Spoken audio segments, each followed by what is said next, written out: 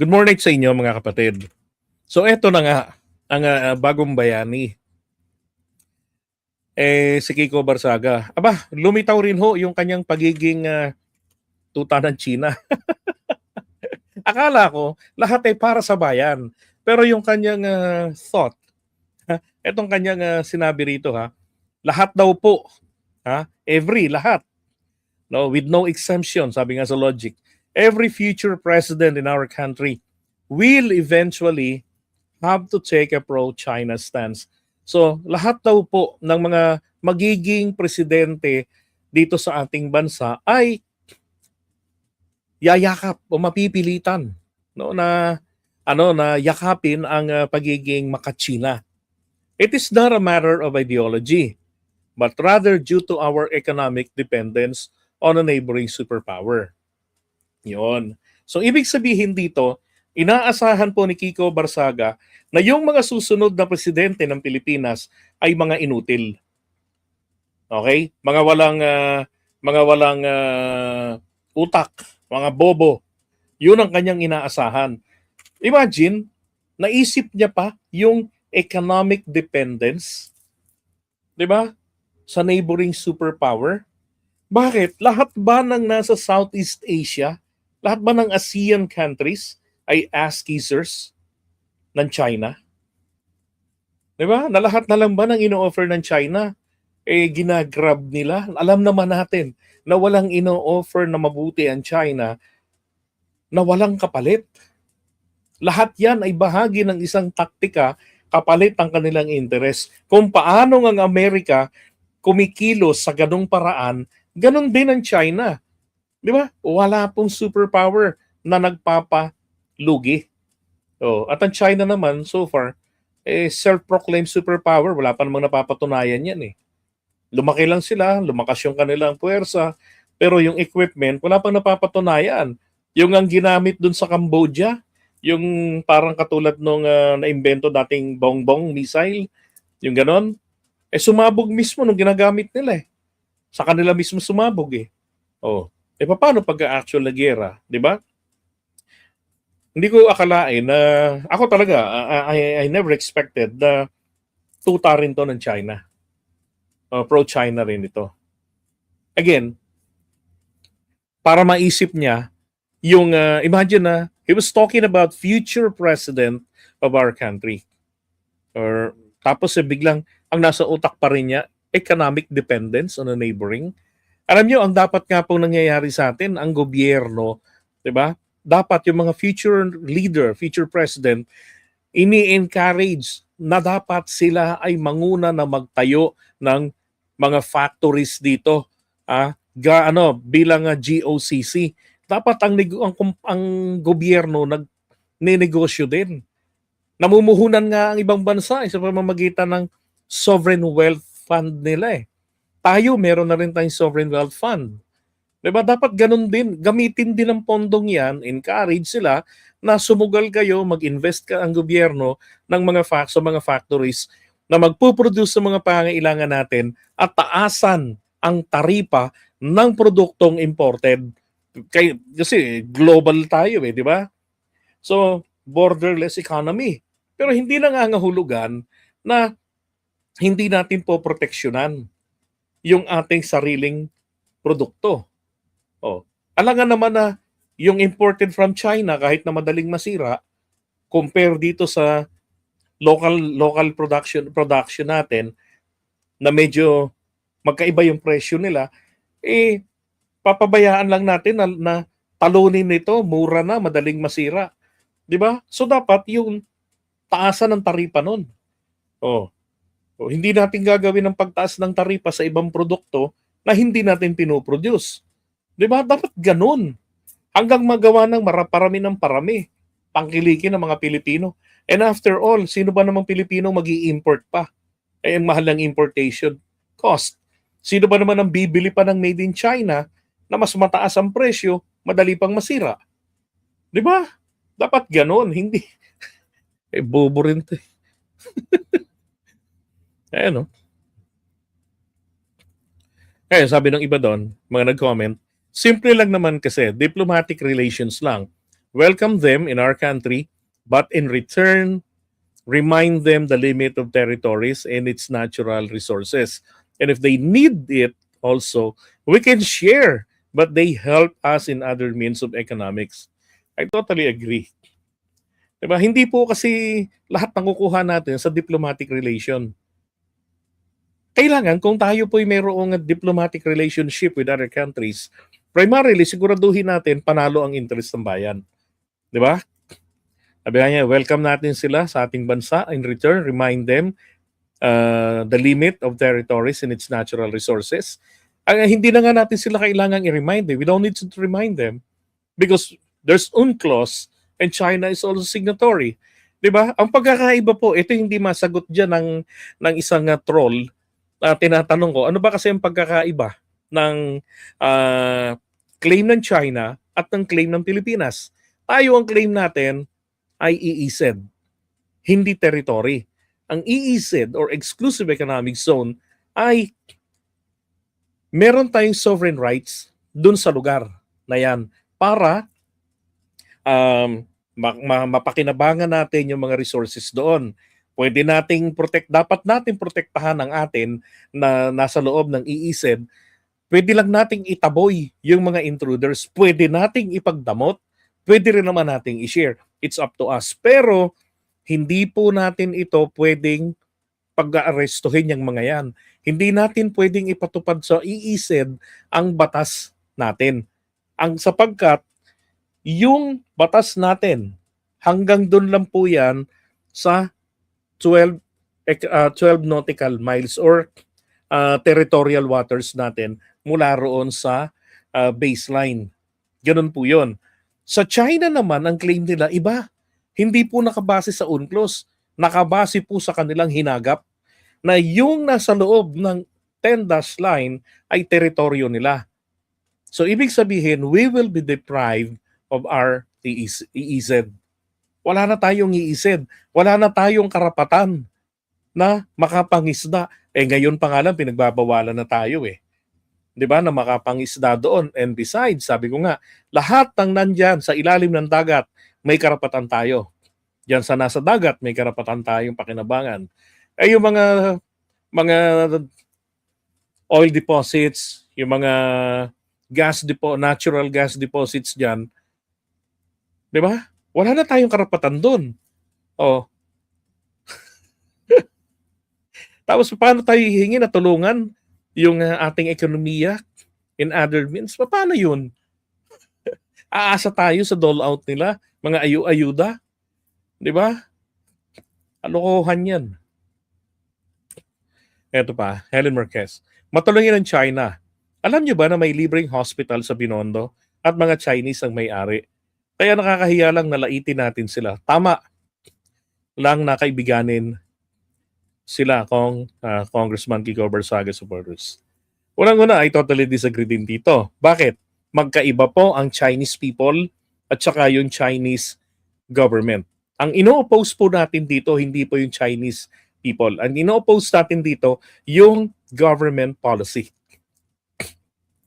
sa usapin sa South China Sea. Na tayo mismo ang interest natin, ang lawful interest natin, diyan ay tinatamaan ng kanilang expansionism. Diba? Kiniklaim nila yung mga gilid ng mga bansa na kapitbahay nila dito sa Southeast Asia. Kiniklaim nila yun. At yan ay claim nila na yan ay kanilang boundary yan ng kanilang territory. Pag kinilala natin yan, ikiklaim naman nila ngayon yung kanilang EEZ. So, i-deprive rin nila tayo, because makalakas sila, i-deprive nila tayo sa ating 12 nautical miles territorial water. Ganon. Di ba? At saka yung mga Chinese na nandito, karamihan po sa mga yan, maliban sa mga espiya nila, sa mga PLA nila, karamihan sa mga yan ay tumakas, ayaw po nila sa sistema ng China, ng gobyernong komunista doon. Hindi nila gusto, kaya sila umalis doon. Isa pa, hindi porket sinabing Chinese, taga-mainland. Meron dyan mga taga-Taiwan. Di ba? Kaya mali yung pagkakapaniwala na to na dahil lamang dito merong libreng hospital sa Binondo, o libreng Chinese hospital sa Binondo. Di ba? Magpapaubaya na tayo. Mali. And besides, di natin sila nilalait. Sino tayo para lumait sa kanila? Sa maraming aspeto, talo tayo.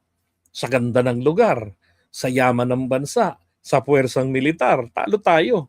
So, hindi natin nilalait, ipinaglalaban natin kung ano yung atin. At yun ang dapat ginagawa ng mga kababayan natin. Dapat united tayo sa ganun eh. Diba? Japan nga halos nagkakagirian na ang China. Ibig sabihin, may matinding tensyon ang China sa buong karagatan. Ano pa ang ambisyon ng karamihan na makipag-alyansa sa China? Diba? And besides, kung papipiliin lang din, diba? Kung sino yung mas dapat na maging kaalyado natin, doon na po ako ay suggest, doon tayo sa hindi po tayo o yung wala po tayong problema sa pagdating sa inaagawan tayo ng teritoryo. O ng kahit nakarapatan man lamang.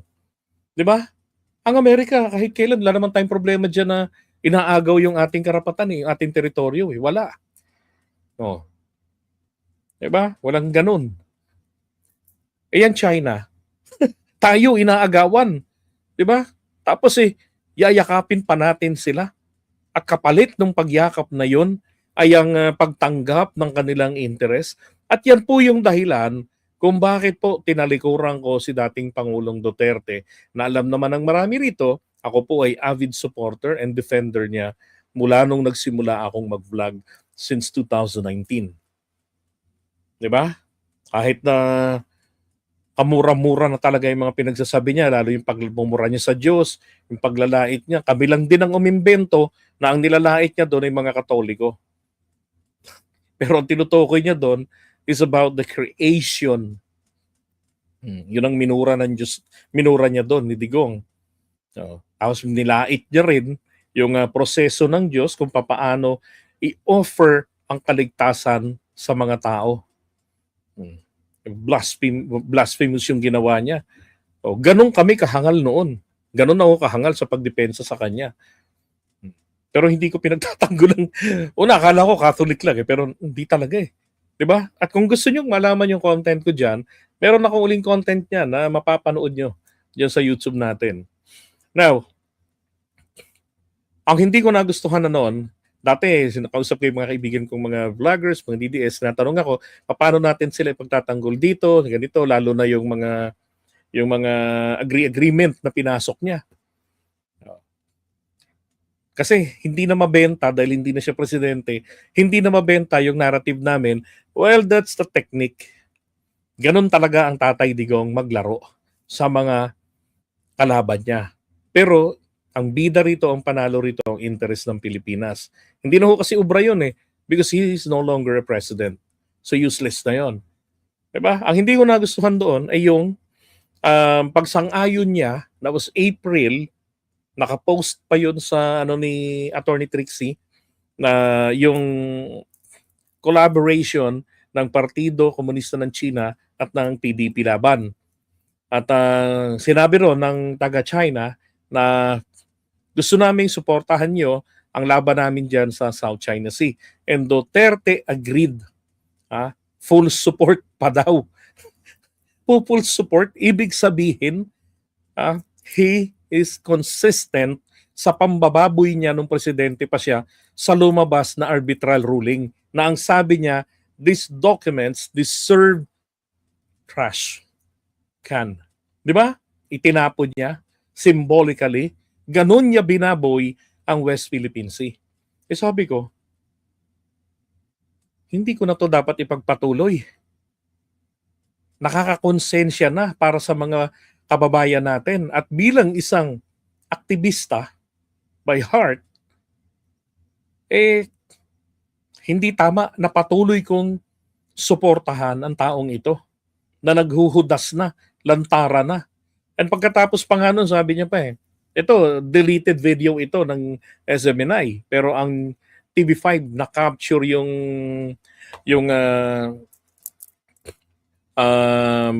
video niyan. Tapos may mga screenshots na lang nilabas. Anong sabi ni Digong doon? Sa kanyang programa. Ano nga yung pangalan ng programa niya noon? Ang sabi niya doon, alam niyo, yung West Philippine Sea, boundaries of waters lang yan. Wala naman talaga dyan. Wala naman dyan talagang worthy of fighting. Ano lang yan? Boundary lang yan. Boundaries of waters. Mabuti pa, ipaubaya na lang natin yan sa China. Kunin na lang natin ang mga isda. Ay, sabi ko, shit, wala na. Ayoko. this is really crazy. Diba? Sinasuggest na. Kasi ano yun yun yung time na pinupuwersa niya si PBBM na igalang at panindigan ang mga kasunduan na pinasok ng bansa sa China. Di ba? Tapos pubutok doon yung issue tuloy. Gentleman's agreement, yung status quo agreement, plus yung extraordinary agreement niya noong 2022 pagkaupo 2016 pag-upo niya pa lamang. Yung pinagmamalaki niya na sabi niya, nakausap ko ng China, si Xi Jinping, pumayag sila, naawa sa atin. Makaawa ako talaga doon. Sabi ko, tignan nyo kami, mahabang panahon, ang mga Chino, Vietnamese, Filipino, lahat diyan, nag-iisda diyan sa Scarborough Shoal. Sabi niya. Hindi ko lang alam kung sinong translator niya nun or interpreter niya. Sabi niya. Ngayon, economically, wala talaga kaming i-match sa inyo. Kawawa ang mga Pilipino. Kaya I beg, payagan nyo uli makapangisda ang mga Pilipino sa Scarborough. Diba? Tapos sabi raw sa kanya ni Che, gumayag si Che. Kaya mga Pilipino, pwede na makabalik doon mangisda. Eto na ngayon. Tuwan-tuwa pa ako noon. Sabi ko, naiiyak pa ako. Naalala ko pa nung hinahalikan niya yung bandera ng Pilipinas. Now, lumipas yung mga panahon. Pumutok ang issue ng WPS na naman. Panahon na ni PBBM. Nakarating ang inyong abang lingkod sa Pangasinan. Sambales. Nakausap ko ron yung mga mangingisda na interview ko. Ako, Go Philippines. Yan. Laitera na interview namin na Mami Peng. Doon nga rin kami unang nagkita ni baka nga kamag-anak ko pa to si Enzo Recto Dahil pareho kaming alam ko middle name niya Pilapil din Ako lola ko sa father's side Pilapil ng Camarines Sur. Yung aking uncle kabarangay niya. Yung mga pinsan ko, mga kaibigan niya, yung dating ECE ng ABS-CBN, yung panagsasara yung istasyon, lumalabas yung mga pangalan, paghating gabi, yung engineer doon na ECE, yung electronics engineer, BFF niya. Ngayon nakausap ko yung tao ron, sabi niya sa akin, alam mo boss, kasi tinanong ko sir gusto kong malaman kung ano ang pagkakaiba ng pangingisda ninyo noong 2016 pag-upo ni Duterte nung inanunsyo nyo na napapayag niya ang China na mangisda uli kayo sa Scarborough Shoal. At saka, yung ngayon. I understand, noong panahon ni Pinoy 2014, tuluyan na kayong hinigpitan ng China. Hindi na kayo pinapapasok sa loob. But Duterte in 2016, inanunsyo niya na panayagan ng China siya na makapangisda kayo uli sa Scarborough Shoal. Ano sabi ng lalaki sa akin doon? Alam ko nandyan pa yun naka-upload pa yun Sabi niya, Sir, noong 2014, pinagbawalan kami ng China pumasok sa loob ng Scarborough Shoal. Wala namang nagbago Nakakapangisda naman kami sa gilid ng Scarborough Shoal.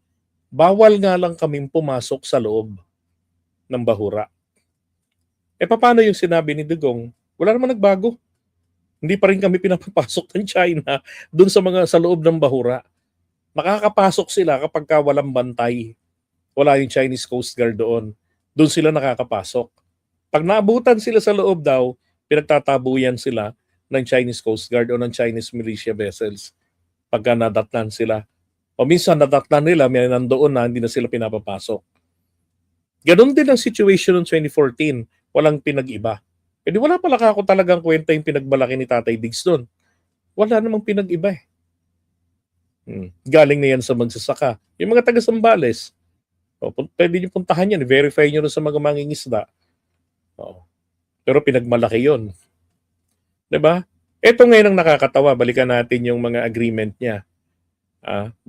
Tinatanggi niya yun eh. Yung gentleman's agreement na magpaalam ka sa China, mag-ano ka,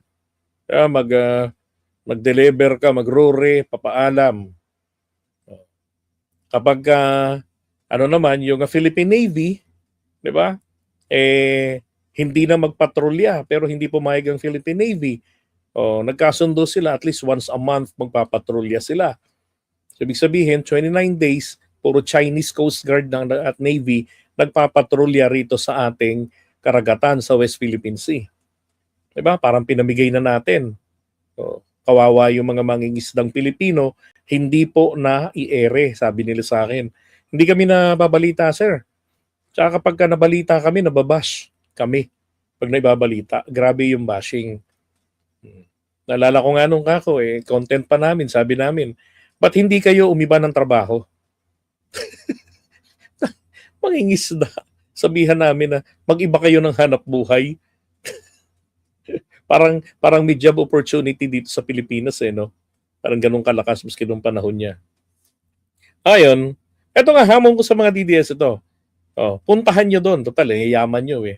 Puntahan nyo doon, tanongin nyo, interviewin nyo sila. 'Di ba? Ay nako. Wala naman. Tapos ito ngayon ang sabi niya ni Digong. Irespeto daw ni PBBM sapagkat karangalan ng Pilipinas ang nakataya. Naalala nyo yon?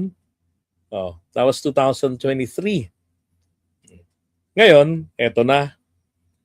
Nung sinabi ni PBBM, I rescind kung merong ganyang klaseng agreement na pinasok ang mga nakaraang presidente, I rescind. Naalala niyo yung I rescind? Tapos sabi ni Digong doon, anong namang i-rescind naman akong pinasok na agreement? Bakit? It's easy to say that, but hard to deny because prior to the denial, pinipilit niya si PBBM na ituloy yun, igalang yun, irespeto yun, kilalanin yun. Ang problema kasi, nakikipag-agreement, kung matino kang tao, bakit ka makikipag-agreement sa China na walang black and white? 'Di ba? China makapangyarihan, kaya kang singilin. Pero pag ikaw, hindi mo kaya singilin because you have no proof na there was an agreement between you and the Chinese government. Kaya tinatanggi lang din niya na sumabit na wala rong ganong agreement. Ay nako. Okay? Kaya tong si Barsaga, nawala si Digong, pumalit naman din pala. Dagdag sa kampo ng mga tuta ng China rin sa Pilipinas, yan si Kiko.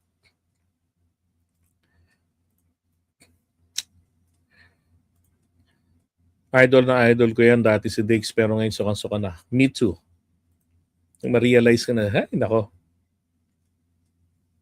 Diba? Na binudol ang mga Pilipino. Naaalala ko pa rin yung naluluha ako noon dati nung nakita kong niyakap yung bandera ng Pilipinas. Bata pa nga si Kitty doon. Ano yun, ang meeting de avance niya yun. Parang sa Baguio ata yung ginanap. Yun pala, nasa utak pala niya. Bandila ng China. OMG.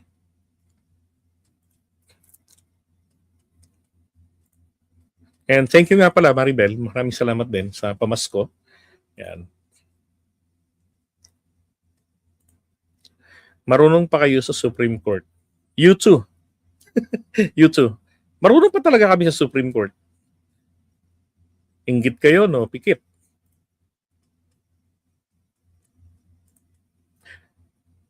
Nagsimula yan kay Gloria. Oo, yung ano, yung ang tawag doon. Sa akin pa yung video nun eh. Video ni Gloria nun yung ang nakaisip niyan si Jose de Venecia na makipag-joint joint venture agreement. JMSU, 'di ba? Yung joint mutual ano 'yun? Basta ano yung tawag doon sa JMSU na 'yun? Teka, acronym yun, JMSU.